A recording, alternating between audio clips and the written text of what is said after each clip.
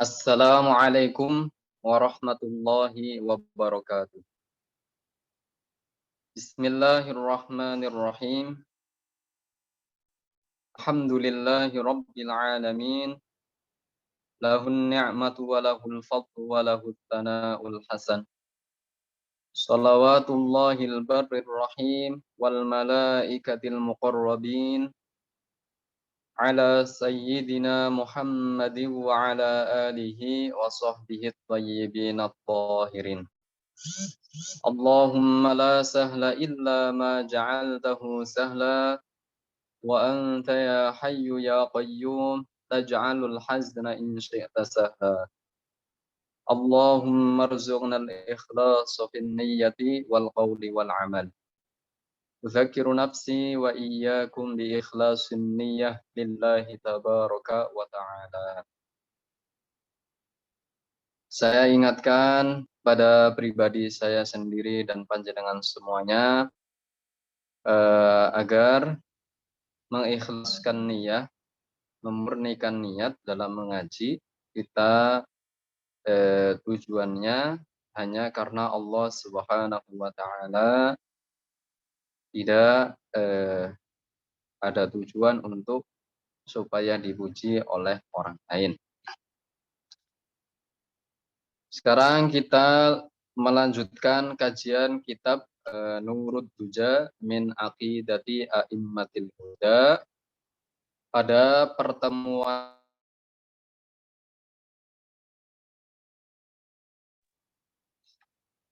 menjelaskan keutamaan ilmu tauhid dan penjelasan ayat laisa kamitslihi syai', dan juga telah dijelaskan tentang keyakinannya para ulama salafus salih, dan kesimpulannya adalah bahwa ilmu yang paling utama adalah ilmu tauhid. Makna dari ayat laisa kamitslihi syai' artinya tidak ada satupun yang menyerupai Allah, ya, baik satu segi maupun beberapa segi. Dan keyakinan para ulama salafus salih, keyakinannya adalah tangzih, yakni mensucikan Allah Ta'ala dari kesurbaan terhadap makhluknya secara total. Maka sakte atau kelompok yang sekarang dikenal dengan firqah al-Wahabiyah, kelompok al-Wahabiyah, mereka mengaku-ngaku sebagai pengikut salaf, ya. Dikenalnya dengan salafi, mereka ngaku-ngakunya seperti itu. Supaya mengelabui umat muslimin, ya, agar mereka dianggap sebagai kelompok yang mengikuti faham para ulama salafus salih, sehingga mereka itu mengaku-ngaku dan memviralkan kelompoknya dengan sebutan salafi. Ada sebagian mereka itu tidak mau disebut dengan al-Wahabiyah. Ada yang tidak mau seperti itu. Ada yang mengeles.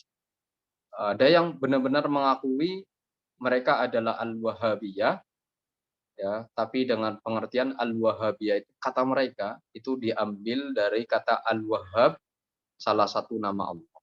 Macam-macam mereka itu, ya.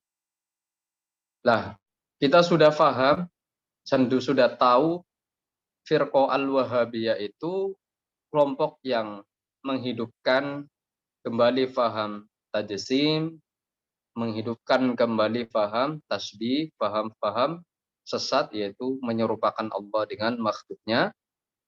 Dan faham ini jelas bukan keyakinannya para ulama salafus salih.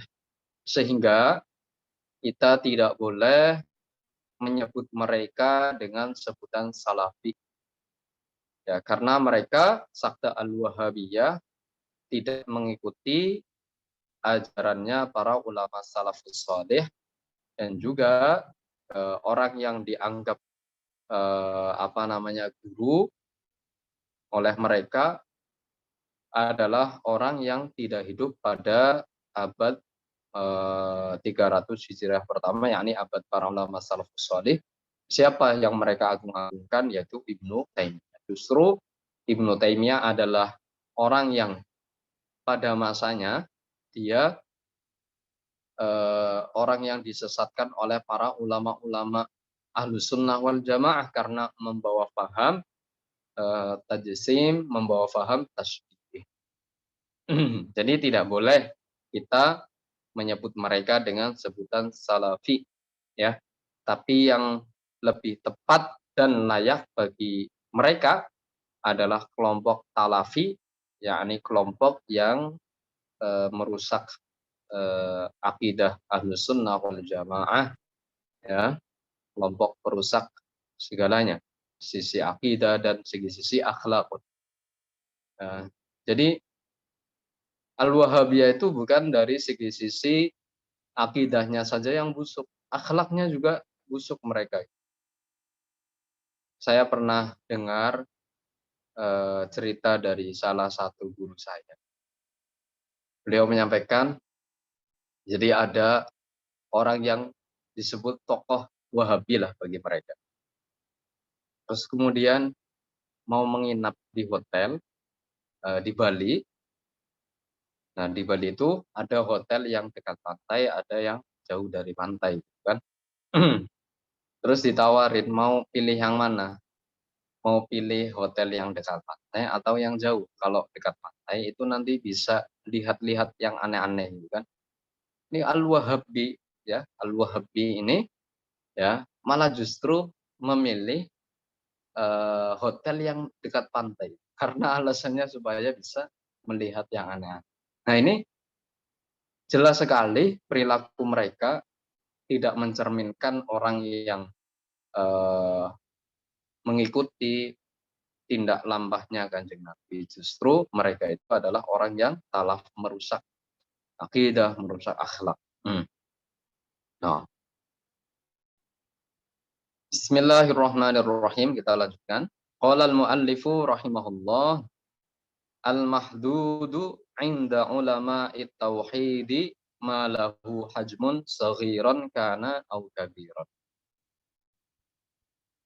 Wal haddu 'indahum wal hajmu in kana saghiran wa in kana kabiran.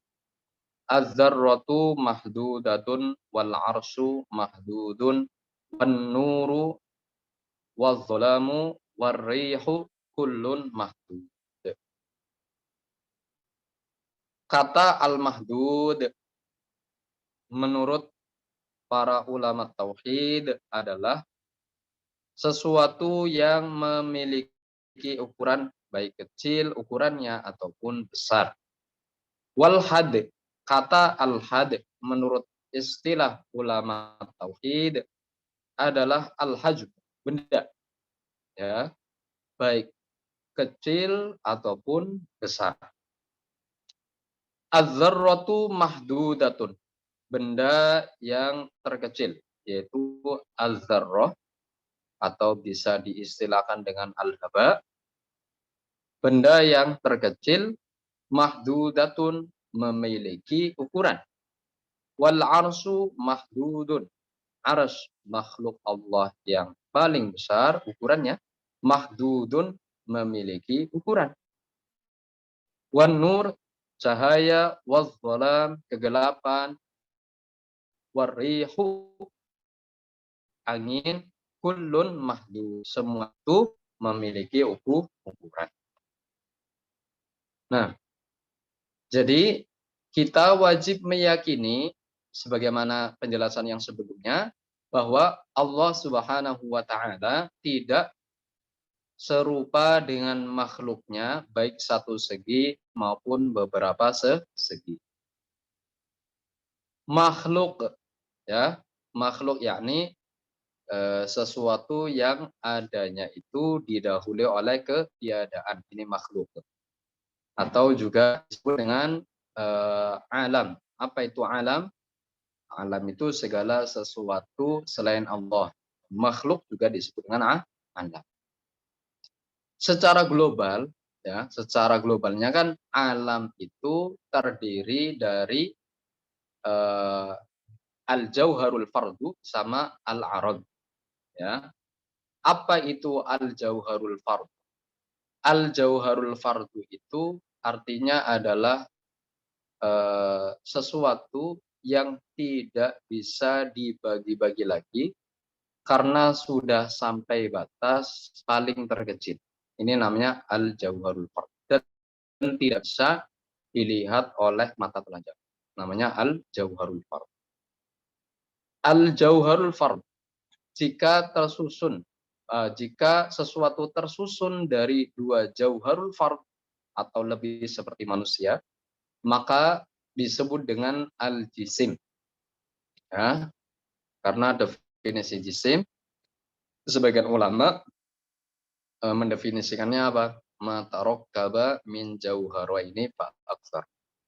Jisim itu sesuatu yang tersusun dari dua jauharul fard atau lebih. Ini namanya jisim.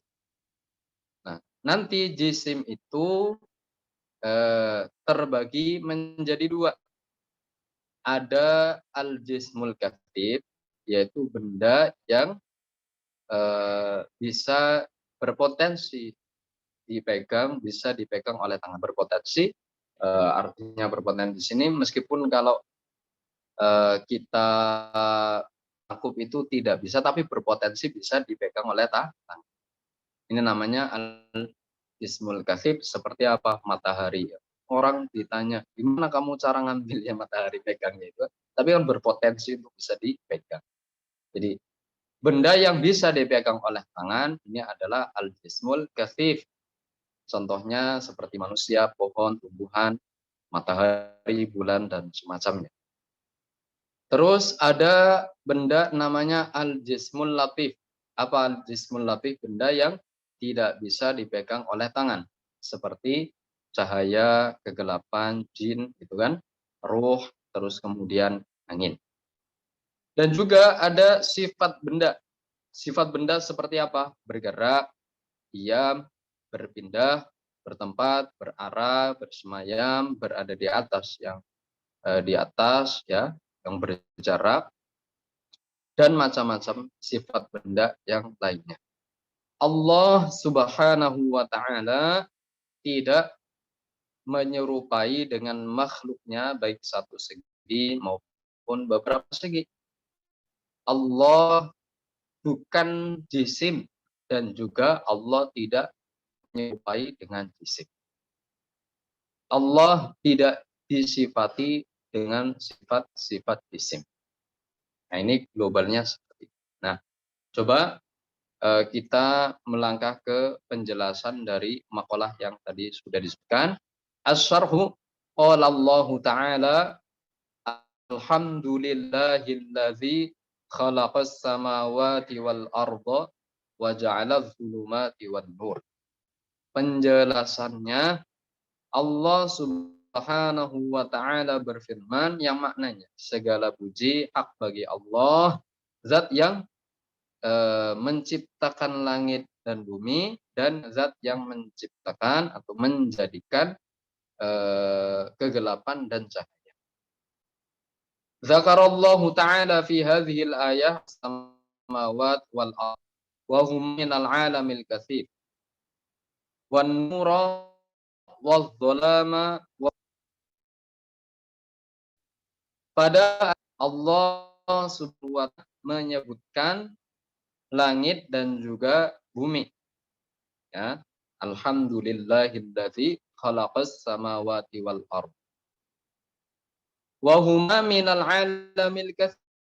Langit bumi adalah alam kasif atau benda kasif, yakni benda yang bisa dipegang oleh. Wan nura waz zalama wa huma minal alamil latif. Pada ayat ini Allah menyebutkan cahaya depan, di mana cahaya dan kegelapan adalah alam latif, artinya benda yang tidak bisa dipegang oleh tangan. Terus apa maksudnya? Liyufhimana annahu lam yakun fil azal syai'un minal alamil kasif wala minal alamil latif. Untuk memberikan kefahaman kepada kita semuanya bahwa pada azal tidak ada satupun dari alam kasif maupun alam latif. Apa itu azal? Azal sifat Allah Ta'ala yang maknanya adalah dengan al-qadim. Apa maknanya? Labtida'a liwujudihi. Artinya al-azal itu sifat Allah Ta'ala yang maknanya atau yang artinya wujudnya Allah tidak didahului oleh permulaan. Ini al-azali. Jika dinisbatkan kepada Allah, maka maknanya apa? Maknanya labtida'a liwujudi. Jadi tidak boleh kita itu menerjemahkan Allah ada pada zaman azali. Tidak boleh seperti itu. Karena makna dari al-azali itu bukan zaman. Al-azali itu artinya labtida'a liwujudihi. Nah, pada azal keberadaan tanpa permulaan, ya, tidak ada jenis alam kasif maupun jenis alam latif, ya. Belum terciptanya air, belum terciptanya tempat, belum terciptanya aras, belum terciptanya cahaya, belum terciptanya kegelapan, belum terciptanya alam semesta ini. Ya, alam semesta ini adanya didahului oleh ketiadaan. Artinya sebelum alam semesta ini diciptakan berarti tidak ada. Yang ada pada azal hanyalah Allah Subhanahu wa Ta'ala. Yang adanya tidak didahului oleh ketiadaan hanyalah Allah Ta'ala. Wa ma'na dzalika annallaha laisa kal'alamil kasif wala kal'alamil latif. Ya. Artinya bahwa Allah Subhanahu wa Ta'ala, ya, bukan alam kasif dan juga bukan alam latif, ya. Allah itu bukan alam kasif dan juga bukan alam latif. Allah tidak menyerupai dengan alam kasif dan juga Allah tidak menyerupai dengan alam latif. Allah Ta'ala ja'alal alam ala qismaini. Allah Ta'ala menciptakan alam ala qismaini, terbagi menjadi dua. Ajram wa a'rad. Ya. Ajramin wa a'radin. Yang pertama ajram. Yang kedua adalah a'rad. Apa yang dinamakan jirim? Apa yang dinamakan arad? Kita ambil mufradnya ya. Jirim itu atau jisim gitu ya. Jirim, jisim. Jirim itu adalah sesuatu yang tidak menempat pada selainnya. Itu namanya jirim. Contohnya apa? Seperti manusia, saya nih ya. Saya ini tidak bisa berada di dalam tubuh panjenengan, ya. Makanya kalau ada kan syair yang diungkapkan oleh orang yang sedang gila dalam cinta itu, ya, kita itu sudah menyatu, ya, menjadi satu. Menyatu gimana, ya? Ya, antara dia dan siapa calonnya semisal gitu kan, sudah suami istri terus sedang gila cinta, memuji-muji, kita sudah bersatu, sudah menyatu. Gimana? Namanya jisim itu tidak bisa berada di yang lainnya. Jadi tidak bisa itu orang sama orang terus kemudian bergabung menjadi satu. Ya, artinya kalau diartikan secara makna hakiki. Karena apa yang namanya jirim itu? Namanya jirim itu tidak menempat pada yang lainnya. Sedangkan yang namanya arad atau sifat, ya, sifat itu sesuatu yang berada pada sesuatu yang lainnya. Kayak contohnya nih, contohnya warna, ya. Warna putih. Warna putih itu adalah sifat.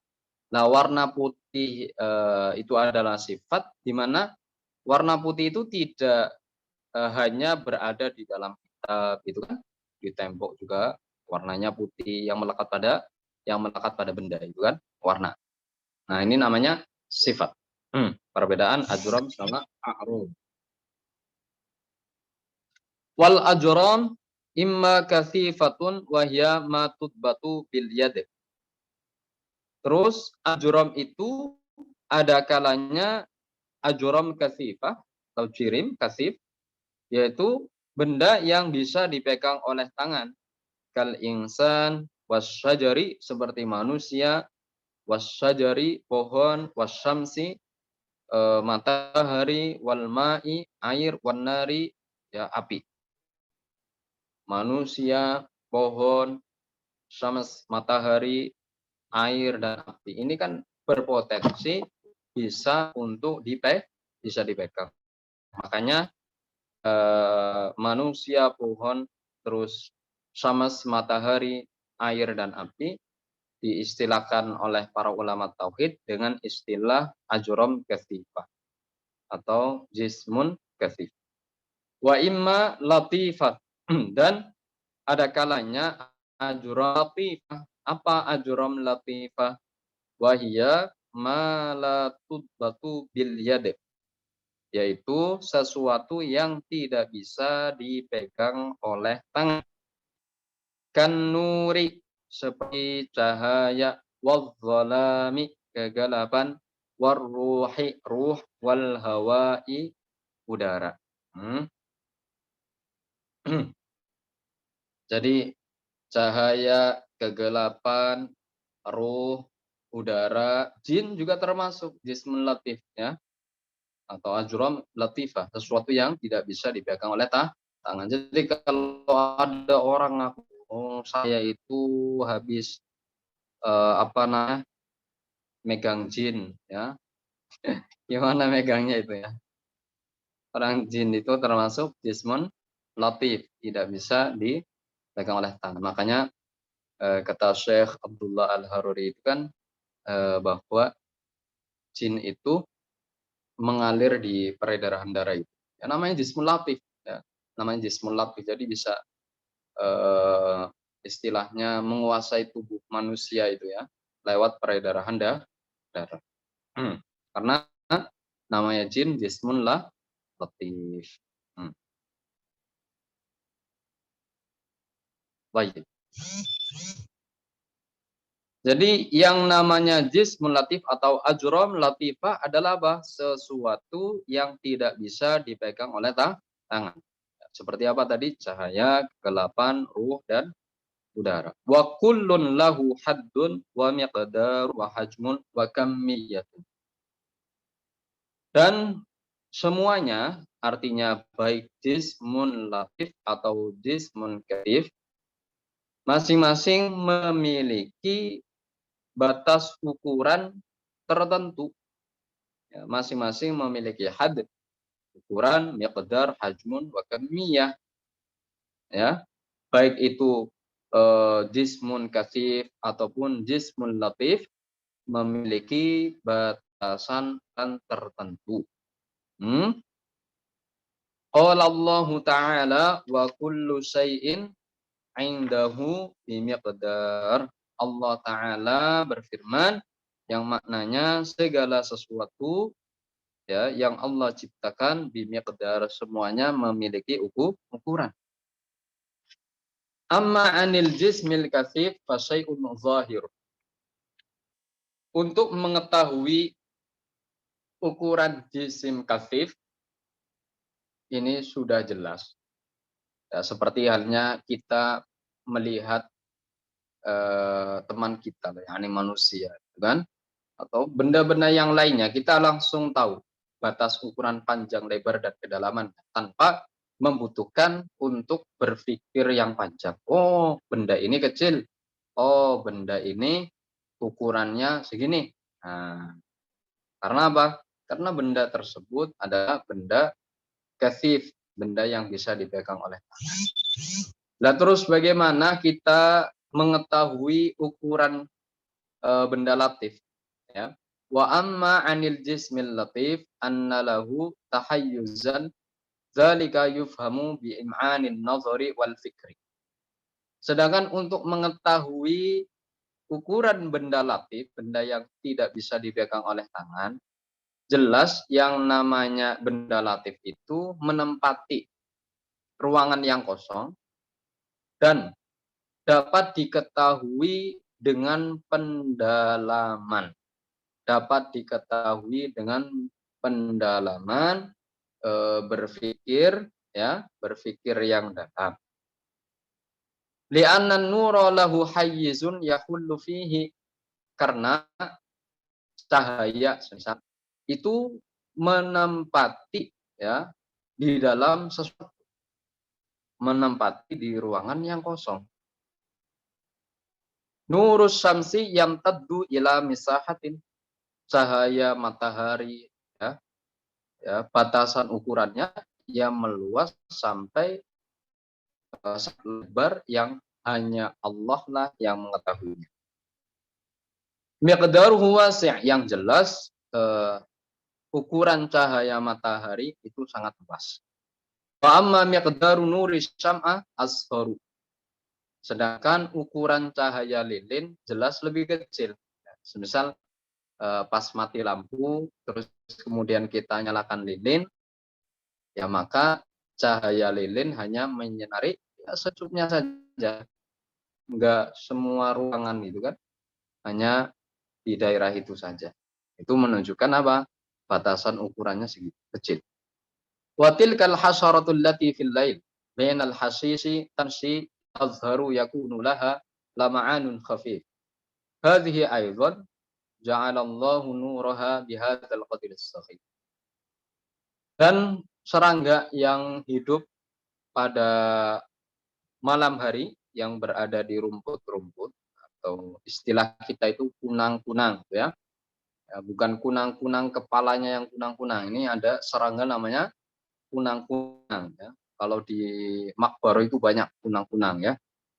Ketika apa namanya terbang ya, tamsi tazharu yakunu laha lama'anun khafif. Ketika terbang ya, serangga tersebut bersinar gemelap-gemelip gitu kan. Tapi sinarnya kecil, enggak sangat luas, enggak sangat besar, enggak kecil, tap gitu. Hadhihi aidan ja'alallahu nuraha bihadzal qadri as-saghir. Cahaya yang muncul dari serangga yang bernama kunang-kunang ya, cahayanya dengan ukuran yang kecil, ini pun yang menciptakan adalah Allah. Wa amma a'zamul anwar fanurul jannah, sedangkan cahaya yang paling besar adalah cahaya surga. Fa kullun lahu miqdarun, fa kullun lahu haddun wa miqdarun yantahi ilaihi. Dan semuanya ya itu memiliki ukuran yang berujung padanya. Artinya apa? Memiliki batasan ukuran tertentu. Misal kita contohkan nanti di rumah ya, di ruangan saja. Yang lain pas mati lampu, misal pas mati lampu rumah kita itu terpakai genset. Apakah cahaya yang di rumah itu menyinari ke semua rumah di tetangga? Kan tidak, hanya di sekitarnya saja. Berarti itu batasan ukuran cahaya tersebut, memiliki ukuran. Baik cahayanya itu apa namanya kecil ataupun cahayanya itu besar, pasti memiliki ukuran. Wazzalamu lahu hayyiz miqdarun yahulluh. Begitu juga kegelapan. Ya, tadi sudah menjelaskan cahaya, sekarang jismul latif yang dicontohkan al-zalam atau kegelapan. Kegelapan juga memiliki atau menempati di sebuah ruangan yang kosong yang memiliki ukuran tertentu yang ditempatinya. Imma miqdarun dayyiq, ada kalanya ukurannya itu sempit, wa imma miqdarun wasi'un kabir, dan ada kalanya ukurannya itu luas dan besar. Wa hakadza arrih la hayyizun tahul. Begitu juga angin memiliki apa? Menempati yang tahulluhu, yang ditempatinya. Wa dzalika, bagaimana cara mengetahui bahwasannya rih atau angin itu menempati ruangan yang kosong ya? Annal malaika yazinunaha wa yursilunaha ala hasabi ma 'allamahumullahu ta'ala wa amarahum bih. Bahwa sesungguhnya para malaikat menimbang angin dan mengirimkan angin sesuai dengan apa yang diperintahkan oleh Allah Subhanahu wa taala dan Allah mengetahuinya. Hmm? Farrihul baridah, ya, angin yang dingin, warrihul harratu, angin yang panas, warrihul muhlikah, angin yang membinasakan, allati yursiluhallahu li'adzabi qaumin, ya, yang Allah utus untuk menyiksa kaum, wallazi yursiluha lirrahmah, dan angin yang Allah utus untuk rahmat bagi kaum, kullun biwaznin, semuanya itu masing-masing memiliki timbangan. Wa kadzalika ar-ruh lahu kamiyatun wa miqdar. Begitu juga ruh memiliki ukuran. Lamma yakunu fi badanil insan yakunu bi qadri hajmil insan. Ketika ruh itu masih berada di tubuh manusia, maka ukuran ruh tersebut ya sesuai dengan bentuk manusia tersebut. Walamma yufariqu hadzal jasadal katifa yakunu mutahayyizan fil hawa. Dan ketika ruh itu terpisah dari jasad yang katif, ya, maka ruh itu akan bertempat di udara min duni ayyakuna muttasilan bi jasadihil ladzi faraqahu, ya, yang berada mutahayyizan fil hawa, berada di udara yang tidak bertemu dengan jasadnya yang telah terpisah. Fal makhluk la budda ayyakuna lahu hayyizun shaghirun kabir. Kesimpulannya adalah bahwa namanya makhluk, ya, pasti memiliki ukuran, baik makhluk yang paling terkecil sehingga ukurannya kecil atau makhluk yang paling besar sehingga ukurannya itu besar. Nah, kalau segala sesuatu itu memiliki ukuran, itu kan tertentu, baik ukurannya kecil atau ukurannya itu sangat besar, ya, berarti membutuhkan zat yang mentertentukan ukuran tersebut. Dan sesuatu yang membutuhkan, ya, dengan yang lainnya berarti lemah. Sesuatu yang lemah tidak layak menjadi Tuhan. Maka Allah Subhanahu wa taala tidak berupa jisim dan juga tidak menyerupai dengan jisim. Maha suci Allah taala dari batasan ukuran. Nah, ada nanti faham al-Wahabiyah. Kalau di dalam akidah at-Tahawiyah kan jelas kalimatnya ta'ala ya'nillah anil hudud, gitu kan? Kalimahnya itu jelas. Bahwasannya Al-Imam Abu Ja'farin At-Tahawi itu mensucikan Allah Ta'ala, ya, dari keserubaan terhadap makhluknya.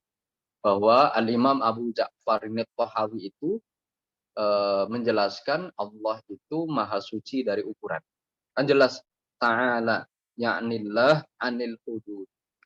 Tapi difahami oleh sakte al-Wahabiyah,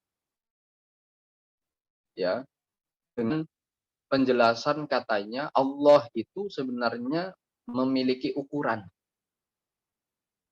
Ya, kata mereka seperti itu. Padahal jelas kalimahnya itu ta'ala ya'nillah anil hudud. Yang artinya Allah tidak disifati dengan Allah itu tidak berukuran. Artinya apa? Allah Subhanahu wa taala bukan benda dan tidak menyerupai benda, kan seperti itu.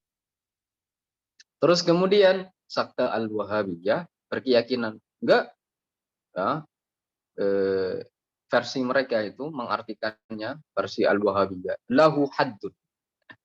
Jadi ketika menjelaskan kalimat ta'ala ya'nillah anil hudud, tapi mereka justru mengatakan lahu haddun la ya'lamuhu illallah. Katanya seperti itu. Enggak, yang benar itu kata mereka, Allah itu punya had, memiliki ukuran. Cuma ukurannya tidak ada satupun yang tahu kecuali hanyalah Allah. Ini faham al-Wahabiyah, harus hati-hati dan waspada. Ya. Mau diembel-embel mengatakan ukurannya tidak ada satupun yang tahu kecuali hanyalah Allah, ataupun tidak, kalau menetapkan ukuran kepada Allah, jelas menyerupakan Allah dengan makhluknya. Meskipun juga dikasih embel-embel ukurannya Allah tidak sama dengan ukurannya makhluk. Ini tetap ya dikatakan menyerupakan Allah dengan makhluknya. Yang benar adalah fahamnya Ahlus Sunnah wal Jamaah, Allah Ta'ala tidak ya memiliki ukuran. Allah Maha Suci dari ukuran. Ya, Allah bukan benda dan Allah juga tidak menyerupai dengan benda dan Allah juga tidak disifati dengan sifat benda. Ya, sampai sini dulu. Nanti insya Allah kita melanjutkan pada pertemuan berikutnya. Sebelum kita tutup, kita baca sama-sama dengan bacaan tahlil, nuhallil, wa nusalli ala nabi. La ilaha illallah. Allahumma salli ala sayyidina Muhammad wa ala alihi wa sahbihi wa sallim. Rabbi ighfirli walil mu'minina wal mu'minat. Walhamdulillahi rabbil alamin. Barakallahu fikum. Wa ahsana ilaikum. Nas'alullah as-salamata fid dini wad dunya wal akhirah. Wa husnal khidam. Assalamualaikum warahmatullahi wabarakatuh.